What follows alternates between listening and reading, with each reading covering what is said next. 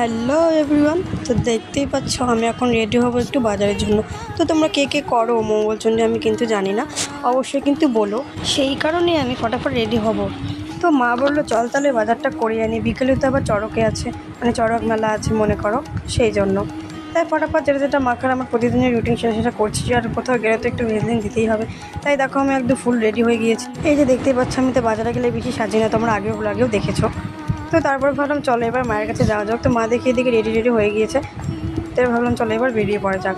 তো বাইরে দেখি এবার ভালো রোদ হয়েছে আজকে, মানে গরমও সেই পড়েছে, মানে মানে গা হাত পা মানে গেল আমাদের, মুখটা মনে হয় পুড়ে যাবে এত রোদ। তো চলে আসলাম ফলের দোকানে, সব কিছু ছিল ওইখানে।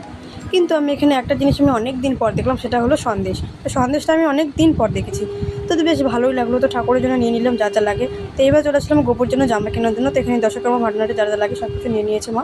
তো ফাইনালি এটা আমার পছন্দ হয়েছে, মা বললো তাহলে ঠিক আছে এটা নিয়ে। তারপর দোকান থেকে একটা মাজা নিয়ে চলে আসলাম বাড়ি। তো তোমরা কী করছো অবশ্যই বলো। সবাইকে গুড আফটারনুন। তো দেখা হচ্ছে পরের কোনো ব্লগে, বাই।